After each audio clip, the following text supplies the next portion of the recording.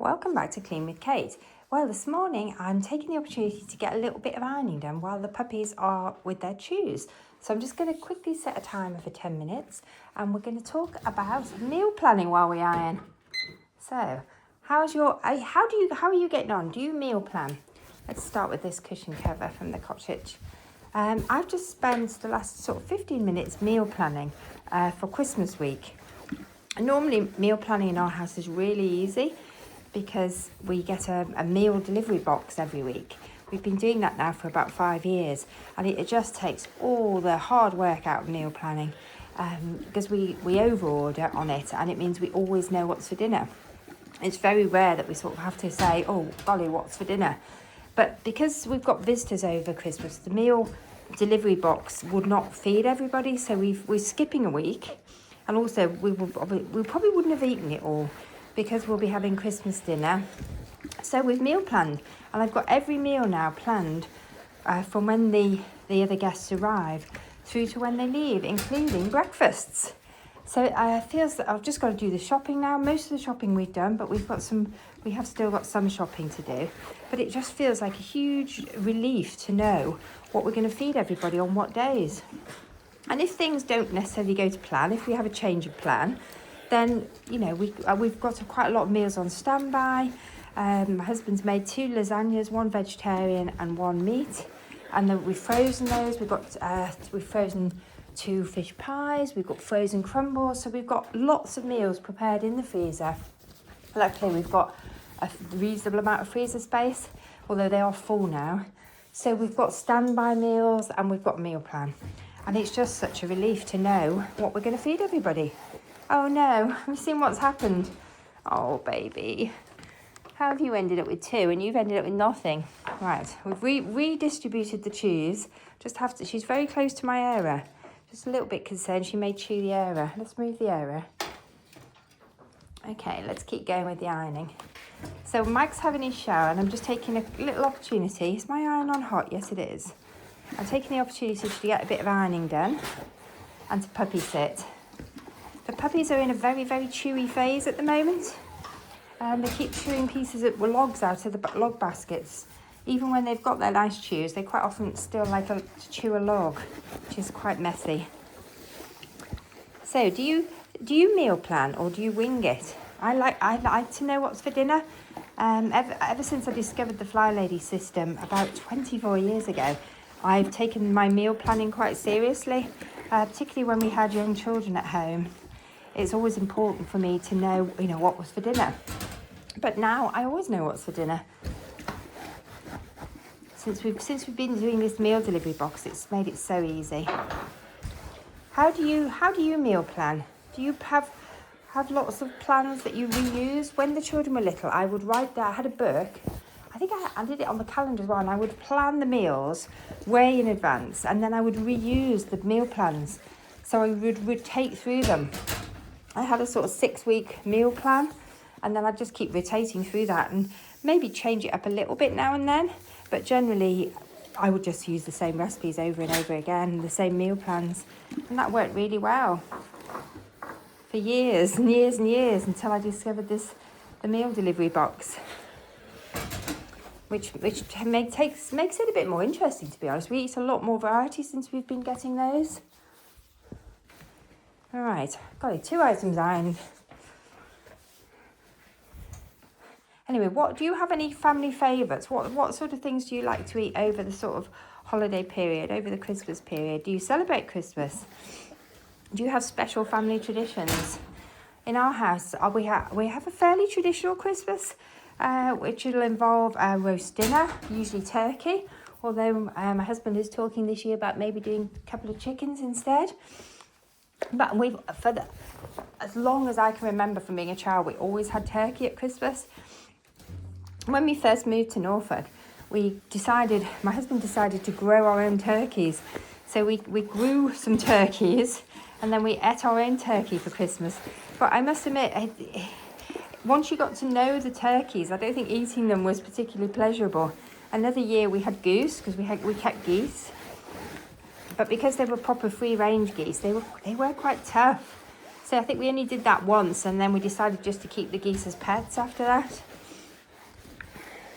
And then for a while we went vegan. And we had vegan Christmases or vegetarian Christmases for quite a long time. But now we are having a mixture this year. We're having a vegetarian and a non-vegetarian. So we're cooking two Christmases. All the vegetables obviously are suitable for everybody. So I think my husband is doing a vegetarian Wellington. And I think he's going to cook a meat as well, a roast meat of some sort. I don't think he's actually decided on it. And then we like to have sort of all the trimmings, sausages. He usually does, I think he's doing pigs in blankets. He likes bread. I love bread sauce. Bread sauce is part of my traditional Christmas dinner. Oh, have I ironed all of that? I don't know if I did. Do you know, I don't know if I need to iron my pyjama top. Oh, golly, only me's going to see it. Maybe over Christmas, actually, other people will see it. I've been having a pretty good declutter of my pyjamas recently and turning a lot of them into dusters, which is actually, I find that's an easy way for me to declutter clothes, because then I feel like they're not completely wasted. If they're not good enough to sort of donate, which generally pyjamas aren't because they've been worn and worn, and then I find turning them into a duster, it gives them an extra little bit lease of life.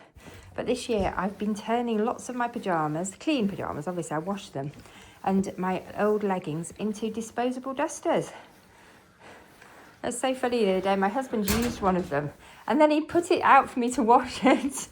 And I just said to him, these are disposable. You can chuck it in the bin. That's the whole idea. It's to save me having to wash so much. I can have disposable dusters now. Without guilt-free disposable dusters, because they've come to the end of their life in being worn. I have been wondering whether these pyjamas are at the end of their life because they've gone very baggy and they fall down all the time and the fabric's gone very, very soft. And they would make lovely dusters. It's gone very thin as well because they've been washed so many times. But I think because my mum gave me them and she's been dead a long time now, so you can see how long I've had them. Must have had them oh my goodness, I think I must have had these pyjamas 15 years at least, and I've worn them for 15 years.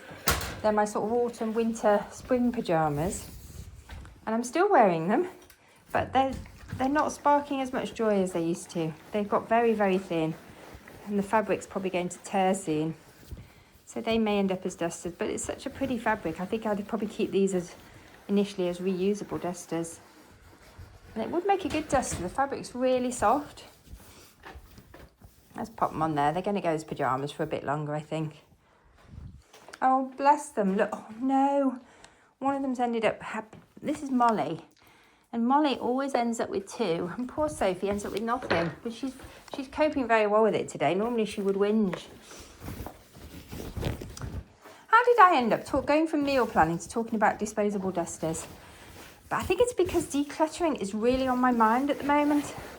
A lot of you have commented, or some of you have commented about how much stuff we have, and it's very true. I find getting rid of things quite difficult. So I've got clothes that I had when I was sort of 20. I've got some clothes that have been in my wardrobe for so long. It means that I don't have to go shopping very often because I've nearly always got it in my wardrobe. But I was thinking about it today. I've got a lot of boots that I used to wear all the time when I was younger, but I don't wear anymore. I don't know why I don't wear them anymore. I think it's because they're quite tight on my legs, and I don't like anything tight on my calves. But they're really beautiful boots, so I haven't decluttered them. I think what I need to do is I either need to just donate them and think, well, they can bless somebody else. They bless the charity. They bless whoever buys them because they're beautiful boots. Or I need to sell them. I need to eBay them or Facebook Marketplace them. And they need to go because they are just cluttering up my wardrobes and making me feel bad. So decluttering is on my mind a lot at the moment. I'm trying to do a little bit of decluttering every day, starting with worn out clothes. Right, let's pop that on there. Because I think worn out things are very easy to declutter. The harder things to declutter are the things that are in good condition that you just don't wear. Because I always think, well, I might wear them again. But as you can see by my ironing basket, I'm in a uniform. I definitely have a work from home uniform, because then I don't have to think about it. And it means that I'm not really wearing my nice clothes, because I'm working from home all the time at the moment. I'm just basically living in rather boring clothes. Oh, actually, I've done really well. I've got 10 minutes done. And you know what? If I reset that, I think I'll finish the ironing. And that'll be really, really good. A good feeling that I've actually used this time. The dogs have been really chill. And we've had a nice chat. So I'm going to keep going until I think, as long as I possibly can, because I'd like to empty my ironing basket. I think there's only a couple of things left in it. Do you know, the hardest thing is just getting started, isn't it? That's where the timers are so good. They're good at helping you get started. I think what's that called? I think it's called something initiation energy or something. That's the hardest thing is to start a task. And the easiest thing is not to do it. Oh, somebody's come in. Let's just check her.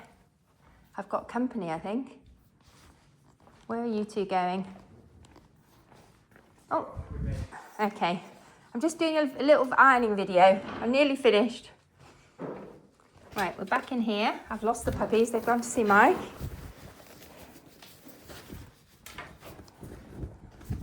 But I've got 2 more items to iron, and then I'm done. And then I'm off to do my morning routine. It's just about getting light outside.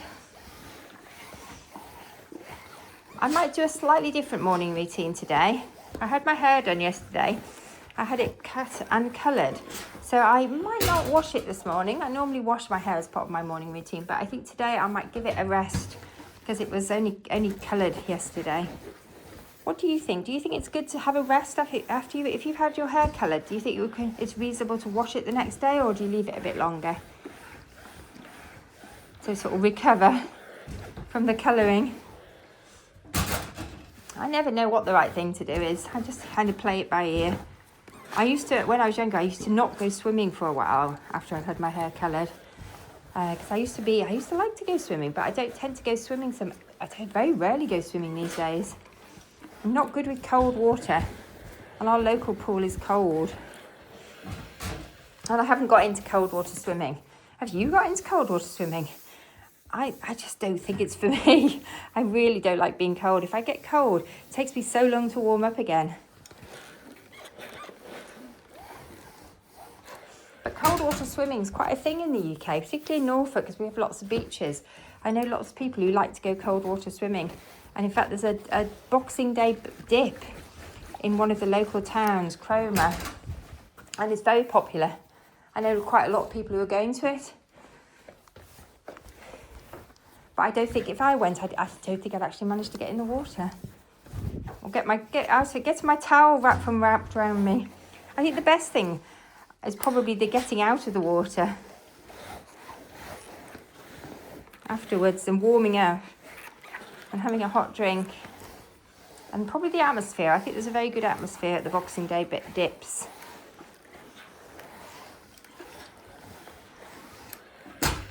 Sometimes I decide to make myself go in the shower when it's still cold, but I just literally do it for 30 seconds, if that, and that's enough. But I don't do that very often. And I only started doing that because I'd heard it was good for me. Do you do any cold water things? Do you like cold water? Oh, hello, you're back.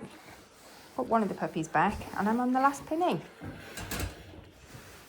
Yeah, hey, go me.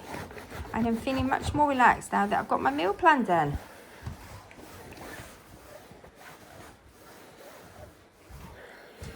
Oh, just the straps to do now. So I've been ironing now for less than 15 minutes, and I've completely emptied my ironing basket, and I've filled my area. And we've chatted about meal planning. Let me know any tips that you have for meal planning, or how you deal with having visitors to stay. Do you have a plan for the whole time that they're visiting, or do you make it up as you go along? All right. Good. I have an empty ironing basket. I have a happy puppy. I don't know where the other one's gone. I'm going to empty my iron because I may not get any more ironing done until the other side of Christmas. So I don't want that water going mouldy. Good. Let's pop it away, out the way. to air. I don't leave it switched on, but I do leave it plugged in. Anyway, I'm going to cancel the timer if I can. Anyway, thank you for joining me. I now have an area full of ironing and I'll be able to put that all away tomorrow. I'll leave it in here for 24 hours just to air. Anyway, bye for now.